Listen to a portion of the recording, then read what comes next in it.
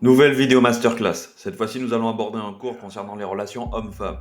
Donc, comme vous l'avez vu dans le titre de la vidéo, nous allons aborder les 6 mensonges d'une femme, en tout cas les plus connus. Donc, sans perdre de temps, nous allons tout de suite rentrer dans le vif du sujet. N'oubliez pas que Spirit One est disponible, la première formation qui vous permettra d'avoir les bases, que vous soyez salarié ou entrepreneur. Sans perdre de temps, on rentre tout de suite dans le débat. Ok, donc le premier point que nous allons aborder ici, c'est la disponibilité. J'aime beaucoup ce point parce qu'il est à la fois extrêmement drôle mais extrêmement intéressant.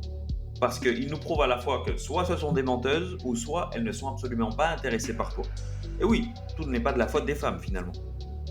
Un exemple concret dans la disponibilité, ce sera les messages. Alors écoutez bien ce que je vais vous dire. Admettons que tu envoies un message du style, je ne sais pas, hello, comment ça va, peu importe. Peu importe la qualité du message, l'intérêt du message, j'en sais rien. N'importe quel message que tu envoies, ok? Peu importe l'heure, on s'en fiche de ça. Et là, elle te répond cette chose. Désolé, je n'ai pas vu ton message.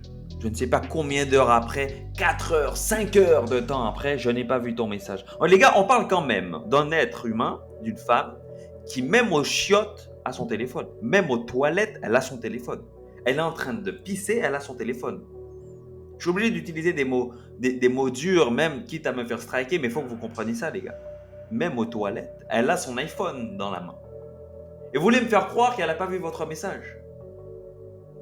Donc, pour ne pas rejeter la faute sur les femmes, j'ai envie de dire ici qu'elles sont en train de vous rejeter poliment. Elle est poliment en train de te dire, écoute mon ami, tu ne m'intéresses pas, je ne suis pas intéressé par toi, je réponds au message quand l'envie me prend, voilà, mais tu ne m'intéresses pas. Je n'ai pas vu ton message. Ça c'est la première des choses dans la disponibilité. Là, tu sais tout de suite qu'elle n'est pas intéressée. Si une femme te sort cette phrase, si une femme te dit « je n'ai pas vu ton message », c'est qu'elle n'est pas intéressée par toi. C'est tout. Ne commencez pas à me dire « oui, mais non, mais c'est parce qu'en fait… » Non, non, non. Elle a tout le temps son téléphone avec elle. Si elle prend 5 heures de temps, écoute, c'est qu'elle n'est pas intéressée par toi. Commencez pas à me dire « ouais, et si ça fait 2 minutes ?» Tu sais, les questions nulles là. « Ouais, mais si ça fait 2 minutes, c'est qu'elle n'est pas intéressée. » Oui, non, t'inquiète frérot. Oui, peut-être que 2 minutes, ça va. 4 heures, 5 heures de temps, mais elle n'en a rien à faire de toi. Et ça, c'est la disponibilité. Maintenant, on va aborder le prochain point concernant la disponibilité. Bien entendu, ça sera les dates, les gars. Et oui, très important. Disons que je lui propose un date vendredi soir. Voilà, je ne sais pas, nous sommes mercredi, je lui dis voilà, vendredi soir, je passe te récupérer. Bien entendu, vous avez le permis, les gars, j'en ai marre de le répéter, mais vous devez avoir le permis. Je passe te récupérer vendredi, on va manger à tel ou tel endroit, j'en sais rien, ok? Et elle te répond non, vendredi, je ne peux pas. D'accord, ok. Donc ça commence très mal. Vendredi, je ne peux pas. Et toi, très bêtement, qu'est-ce que tu vas faire? Tu vas dire, ok, ben pourquoi pas samedi? Les gars, première erreur. C'est une des plus grosses erreurs. Encore une fois, je ne vous apprends pas à courir après les femmes, mais c'est une très grosse erreur. Si tu proposes un jour et qu'elle n'est pas disponible, c'est à elle de te proposer un autre jour. Et c'est là que tu verras si elle est intéressée ou pas, tout simplement. Si elle est intéressée, je vous fais le scénario où elle est vraiment intéressée. Alors vendredi, je passe te récupérer, voilà, tu lui envoies le message, vendredi 20 h et on va manger dans tel endroit. Et là, elle te répond, vendredi, je ne peux pas. Par contre, samedi soir, il n'y a pas de souci, passe me récupérer, vendredi soir, j'ai telle ou telle chose à faire. Là, c'est le scénario où elle est intéressée. Le scénario, elle n'est pas intéressée. Non, vendredi, je peux pas. Toi, comme un attardé mental, ok, samedi, donc samedi soir, c'est bon? Non, non, je peux pas. Dimanche, non, mon chien, il a la grippe.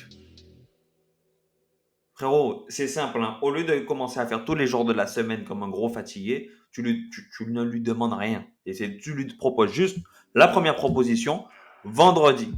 Et c'est tout. Elle ne peut pas vendredi, attends qu'elle te fasse une autre proposition. Tout simplement. Non, parce qu'il y en a qui vont dire, bon, allez, propose un autre jour. Allez, vraiment, vraiment, si tu veux mettre ton ego de côté, vas-y, mais moi, je déconseille. Propose juste un seul jour, vendredi par exemple. Elle ne peut pas. Si elle est intéressée, elle te proposera un autre jour. Ah oui, mais non, mais elle est occupée, elle est peut-être… Écoute-moi bien, Elon Musk, tu vois Elon Musk, je crois que c'est la deuxième fortune mondiale actuelle. Le mec, il gère SpaceX, il gère je ne sais pas combien de boîtes, combien d'investissements, etc. Il a le temps pour tweeter tous les jours. Il a le temps pour voir sa femme. Il a le temps pour tout ça. Et elle, madame qui je ne sais pas, elle est peut-être esthéticienne ou je ne sais quoi, elle n'a pas le temps de te voir. Non, les gars, vous moquez de vous, en fait. Vous n'avez aucun respect pour vous. Comment elle est occupée? Qu'est-ce que tu racontes? Si elle est occupée pour toi. Elle n'est pas disponible pour toi parce qu'elle n'est pas intéressée. Et ça, encore une fois, c'est un mensonge. Bien entendu, il comprend la disponibilité. Donc tout ça, c'est le premier mensonge, ok, sur les 6. C'est la disponibilité, les gars. Soyez logiques. Sans perdre de temps, on va aborder le deuxième mensonge. Alors le nouveau mensonge qu'on va voir ici, donc le deuxième, c'est le meilleur celui-là. Il est extrêmement drôle parce qu'il y a énormément de mecs qui se mettent dans le déni à cause de ce mensonge. Je cite, j'ouvre les guillemets. Lorsqu'elle te dit « Je ne veux pas être en couple ». Je ne cherche pas à être en couple en ce moment. Je ne veux pas être en couple. Là, elle a mis 3 points de suspension. Hein. Tu sais ce que ça veut dire? Je ne veux pas être en couple avec toi. Et oui. Je répète.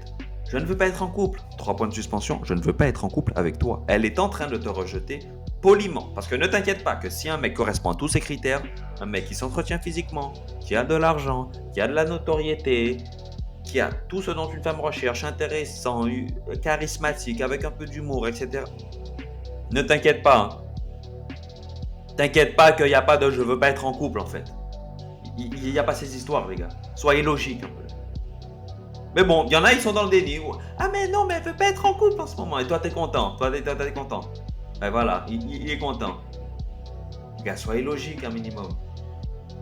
Ah non, mais elle m'a dit elle veut pas être en couple, c'est pour ça. Elle ne veut pas être, je répète, elle ne veut pas être en couple avec toi. Donc elle est en train de te rejeter poliment. Finalement, c'est pas un mensonge. Elle est tout simplement en train de te rejeter poliment. Je sais que je me répète, les gars, mais c'est-à-dire qu'il y a trop de fatigués en plus, qui y croient, c'est ça le pire. Il y en a qui y croient vraiment. Même pas du déni, ils y croient. Ah non, mais elle veut pas être en couple en ce moment, donc on prend notre temps. Non, frérot, elle veut pas de toi, hein, arrête. Donc ça, c'était le deuxième mensonge. Ça sert à rien que je m'attarde dessus. Parce qu'en fait, les gars, j'ai tout dit déjà. Si elle te dit qu'elle ne veut pas être en couple, c'est qu'elle ne veut pas être en couple avec toi. Eh oui, si le mec de ses rêves débarque, t'inquiète pas qu'elle se mettra en couple, elle aurait une bague au bout de 6 mois et elle sera enceinte au bout d'1 an. Ok? Donc les gars, on passe au troisième point, au troisième mensonge plutôt. Alors celui-là, il est intéressant. Celui-là, il est très très très intéressant. C'est le body count. Très à la mode en ce moment, ce mot, body count. Alors premièrement, je vais vous dire une bonne chose concernant le body count. Bien entendu, on ne pose jamais la question. Ah oui, parce que on respecte les femmes. Non, pas pour ça. C'est pas pour ça, c'est très simple. Hein. Parce que la plupart du temps, il faut partir du principe qu'elle ment. Premièrement, ça c'est le premier point, ok? Si une femme te dit 5, tu en as au moins 8, 9 ou 10. Pas forcément multiplié par 3, mais souvent tu en as un peu plus. Très souvent, ok? Donc en fait, si on part de ce principe, on part du principe qu'elle mente, la réponse ne va pas te plaire. Donc on ne pose pas cette question. Mais bien souvent, elle ment sur cela. Bon, maintenant il y a des malades mentales. Hein. On en a vu les gars dans des vidéos réactions. Ouais, c'est quoi ton body count? Ouais, 382 et elle voit aucun problème. Elle voit aucun souci. Tout va bien. C'est-à-dire il n'y a même pas assez de jours dans l'année pour niquer avec un mec tous les jours et pour atteindre son body count. Mais tout va bien, tout va bien. C'est 2025. Mais la plupart du temps, il faut partir du principe qu'elle va mentir. Et même si elle ne te ment pas, la réponse ne te plaira pas. Il faut donc partir du principe qu'elle mente concernant le body count. C'est la raison pour laquelle on ne pose pas cette question. Donc finalement, ça les arrange, elle, que je dise ça. Mais ça, il faut le comprendre. C'est que elle va potentiellement te mentir concernant le body count. Et des fois, attention, c'est-à-dire qu'elle va compter les fois où elle s'est fait casser les reins, mais elle va pas compter les fois où elle s'est fait mal au genou, si tu vois ce que je veux dire. Elle va pas compter ça. Non mais, les gars, soyez logiques. Et ça, c'est extrêmement important à comprendre. Et c'est potentiellement un mensonge. Sans perdre de temps, on enchaîne un autre mensonge qui est extrêmement marrant et extrêmement pertinent à comprendre. Alors celui-là, les gars, il est vraiment marrant, celui-là. Celui-là, c'est un des mensonges les plus communs, les plus connus. J'ai besoin de distance. Ah, alors celui-là, les gars, faut qu'on fasse... Bon, après, il y a aussi quand vous êtes en couple, etc. Ça, c'est vraiment celui quand vous êtes en couple. Hein. Besoin de distance. Faut qu'on fasse un break. Écoutez les gars, concernant les breaks, il y en a, ça fait 3 ans qu'ils sont en break. Ça fait 4, 5 ans, 6 ans qu'ils sont en break. J'ai besoin de distance. Traduction. Alors écoute-moi mon pote. J'ai envie de rester poli. J'ai pas envie de te briser, ni de briser ton ego. Je suis en train de te dire une bonne chose. C'est que toi et moi, c'est fini, c'est mort. J'en ai marre de voir ta gueule. Donc sors près de moi. Donne-moi donne-moi de l'espace. Laisse-moi vivre, laisse-moi respirer. C'est ce qu'elle est en train de te dire. J'ai besoin de distance. Elle n'a pas besoin de distance. Elle a juste pas besoin de toi. Une femme qui a besoin de toi, une femme donc qui est soumise à toi et qui t'aime, n'aura jamais besoin de distance. Est-ce que vous comprenez ce que je veux dire? Et ça, il faut le comprendre. Le fameux mensonge de j'ai besoin de distance veut tout simplement dire je ne veux plus de toi. Et là, je ne vais pas m'attarder sur ce dernier. Parce que celui-là, vous devez absolument cogiter dessus. Le j'ai besoin de distance, c'est qu'elle ne veut plus de toi. À 99,9%. On enchaîne les gars, avec le dernier mensonge. Alors je voulais aborder directement le dernier mensonge, mais j'en ai un qui me vient en tête là maintenant, lorsque je tourne cette vidéo. Et celui-là, il est extrêmement important à connaître aussi. Ne serait-ce que pour votre développement personnel. J'ouvre les guillemets. Lorsqu'une femme dit « Je veux un mec ambitieux », c'est faux les gars. Elle ne veut pas d'un mec ambitieux. Non, non, non, c'est complètement faux. Écoutez bien ce que je vais vous dire. Ce que les femmes veulent, c'est d'un mec en train de réussir.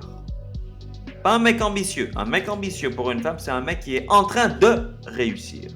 Et oui, si tu es là à vacher sur un canapé en faisant du 9h-17h, en gagnant ton 1008, ton 2000 euros par mois, ce n'est pas être ambitieux pour elle, ça. Ah non. Tu auras beau lui dire, ouais, je vais ouvrir ci, je vais faire ça. Frérot, c'est pas ce qu'elle veut. Un mec ambitieux, c'est un mec qui est déjà en train de monter, en train de réussir. Et ça, faut le comprendre. C'est ça un mec ambitieux pour une femme. Heureusement qu'il vient de me revenir parce que celui-là, il est extrêmement important à savoir. Parce que je vois trop de mecs qui me disent « Oui, alors moi je travaillais là, je bossais comme un fou pour mes 2K. Ah ouais, je suis ambitieux, elle m'a laissé tomber. » T'es pas ambitieux pour elle, frérot. T'es pas ambitieux. Pour elle, t'es juste en train de survivre. Et ça n'intéresse pas une femme. Une femme, ce qu'elle veut, c'est vivre. C'est ça le problème. Et ça, vous devez le comprendre. Enfin, le problème, la vérité plutôt. On va donc enchaîner avec le dernier mensonge. Alors celui-là, j'ouvre les guillemets directement. Je veux que l'on reste amis. Je veux qu'on reste amis. Je t'aime en tant qu'ami. Non mais je suis obligé de le dire celui-là parce que vous savez qu'il y a des mecs qui pensent vraiment que c'est vrai. Qui disent voilà, elle veut qu'on reste amis, ben on va être amis. Et après il y en a d'autres qui se croient dans High School Musical. Hein. Alors eux ils sont dans une comédie musicale. Alors c'est-à-dire qu'on va devenir amis et après au fil des années ou des mois on pourra se rapprocher. Frérot, t'es pas dans un Disney. Ça marche pas comme ça. Si t'es son pote, tu vas rester son pote. Tu pourras pas devenir son mec. Et en plus de ça, même pour les gars qui acceptent cela, qui acceptent de devenir un ami ou quoi, pourquoi ça sert? Moi, tous mes potes mecs, c'est pas entre guillemets pour une raison. C'est-à-dire que ils peuvent t'apporter des conseils, ils peuvent t'aider à t'élever financièrement au niveau du business, etc. Donc, il faut vraiment marcher avec des gens en place. Les gars, ça, on vous l'a déjà dit. Mais une pote femme, ça sert à quoi? Une amie femme, une amie IE, ça sert à quoi? Donc, même là, je comprends pas l'intérêt, en fait. Et donc, il faut être logique à ce niveau-là. Le je veux être ami, c'est pas je veux être ton ami. Dans 99% du temps, c'est je veux pas être avec toi, mais encore une fois, je te rejette poliment. Si elle te dit qu'elle veut être ton ami, elle ne veut pas être ton... Même ça, elle ne veut pas l'être, en fait. Tout ce qu'elle veut, c'est un mec qui correspond à ses critères. Et tu ne corresponds pas à ses critères. Donc les gars, c'était une masterclass extrêmement courte, mais extrêmement pertinente. C'était Joe Hazard et je vous souhaite une très belle réussite.